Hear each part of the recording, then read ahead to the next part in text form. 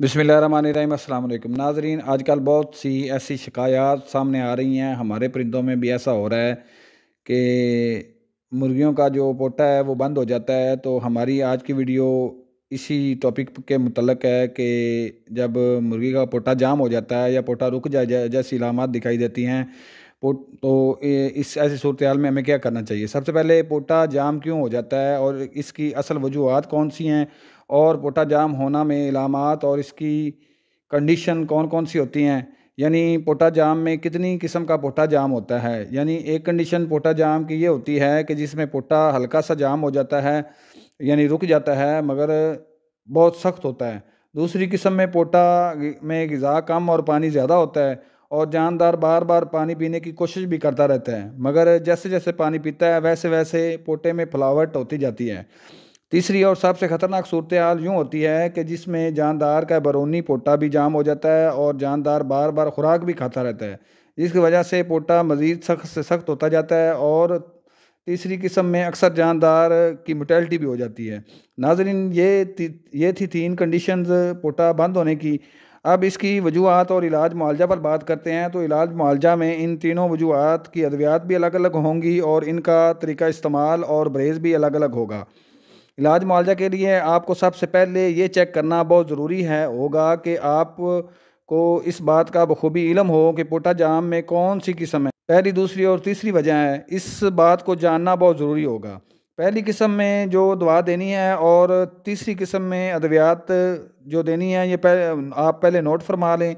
मीठा सोडा लेंगे और इसके साथ गुड़, मेथरे लेंगे और गुड़, सोडामिंट की टैबलेट्स और सबसे आखिर में डोफालेक्स सिरप और सिकिलेक्स कतरे लेंगे। ये अद्वियात पोटा खोलने के लिए हमने इस्तेमाल में लानी है कि जो अद्वियात हमने मरलावार तरतीबवार यानी कंडीशन 1, कंडीशन 2 और कंडीशन 3 में इस्तेमाल करनी है। नाज़रीन, मैं आपको सबसे पहले ये बात बताना चाहूँगा कि इन जानदारों का पोटा बंद होने से रोकने में क्या क्या ज़रूरी इक़दामात करना होते हैं। सबसे पहले ये कि इसमें मौसम के लिहाज से आपने जानदारों को जो खुराक ज़्यादा खाए इसकी खुराक में कमी की जाए और पानी मौसम के लिहाज से गर्म या ताज़ा पानी पीने के लिए दिया जाए।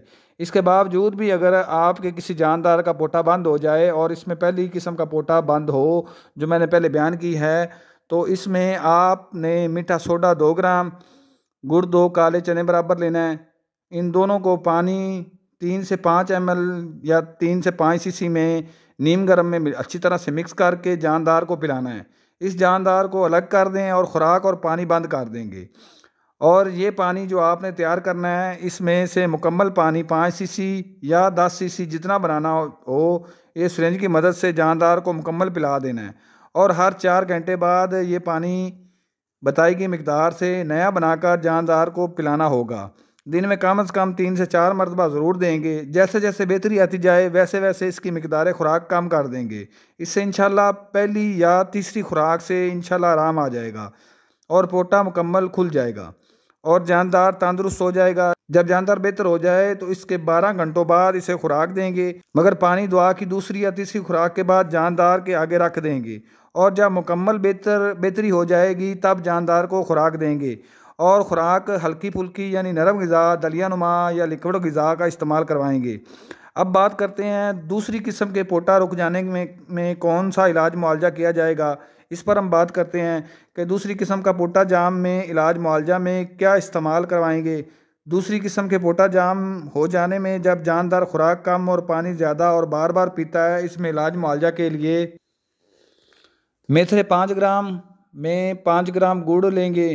पहले मेथरे को क्रश कर लेंगे। जब पाउडर नुमा हो जाए तो इसमें गुड़ शामिल करके इसकी 3 से 4 दरमियाने साइज़ की गोलियां बना लें और ये सब गोलियां जो एक बार में तैयार होंगी इन्हें जानदार को खिलाएंगे और हर 6 से 8 घंटे बाद इस दवा को बताई गई मिकदार से मुतासर जानदार को खिलाकर शानदार नताइज ले सकते हैं। अगर पहली 3 खुराकों से जानदार बेहतर ना हो तो चौथी खुराक 10 ग्राम मेथरे और 10 ग्राम गुड़ की बनाकर देंगे और ये खुराक रात को देंगे। सुबह तक आपका जानदार बेहतर हो चुका होगा इंशाल्लाह। अब तीसरी और सबसे ख़तरनाक कंडीशन पर बात करते हैं कि इसका इलाज मुआवजा में कौन सी दवा देंगे और कितनी मिकदार में खिलाएंगे। तो नाजरीन, ऐसी सूरत हाल में आपने डोफालेक्स सिरप लेना है और पहली खुराक 3 सीसी यानी 3 ml सिरप और 5 ml यानी 5 सीसी गर्म पानी में मिलाकर सिरिंज की मदद से जानदार को पिलाना है और 8 से 10 घंटे का वक्फा से खुराक देंगे। यानी पहली खुराक से अगर इतना फ़ायदा हासिल ना हो तो दूसरी खुराक डबल करके हम देंगे। यानी पहले हमने 3-3 सीसी दिया है सिरप, तो बाद में हम 6 सीसी डोफालेक्स सिरप और 10 सीसी वाटर नीम गर्म मिलाकर जानदार को 6 घंटे के वक्फा से देंगे और तीसरी खुराक 3 गुना और तीसरी खुराक में 3 गुना का इजाफा करेंगे अगर पोटा ना खुले। अगर पहली या दूसरी खुराक से पोटा खुल जाए तो तीसरी खुराक देने की ज़रूरत नहीं है। अगर इससे भी ना खुले तो तीसरी खुराक 9 सीसी सिरप और 15 ml पानी नीम गर्म मिलाकर पिलाना होगा, लेकिन तीसरी खुराक देने की ज़रूरत नहीं पेश आएगी इंशाल्लाह। पहली या दूसरी खुराक से ही पोटा खुल जाता है। अब इन तीनों किस्म के इलाज के बाद जब जानदार तंदुरुस्त हो जाए तो फिर एक टैबलेट सोडामिंट की सुबह रोज़ाना एक बार पानी में मिलाकर 1 ml में मिलाकर देंगे और 4 से 5 ड्रॉप्स सिकिलेक्स के देंगे रात को, और ये अमल मुसलसल 3 दिन तक जारी रखेंगे। इसके बाद फिर हफ्ता में एक बार और 3 हफ्तों बाद महीना में एक खुराक, 2 माह में 2 खुराकें सिकिलेक्स कतरे और सोडामिन टैबलेट्स को इसी तरीक़ाकार से पिलाएंगे। इससे ये होगा कि पूरी ज़िंदगी जानदार का पोटा दोबारा जाम नहीं होगा और ना ही आपका जानदार दोबारा बीमार होगा। तो नाज़रीन, ये था इलाज पोटा रुक जाना, बंद हो जाना या जाम हो जाना का। उम्मीद करता हूँ कि आपको इससे फ़ायदा हासिल होगा, आप ज़रूर इससे फ़ायदा हासिल करेंगे और मुझे कमेंट्स में ज़रूर बताइएगा कि इस बार किस किस के जानदारों का पोटा बंद हुआ है और इसे कौन से इलाज का तरीक़ाकार ज़्यादा पसंद आया है और किस तरह से इलाज किया है। ये सब कमेंट्स में ज़रूर बताइएगा। अपना और अपने जानदारों को ख्याल रखिएगा। अस्सलाम वालेकुम।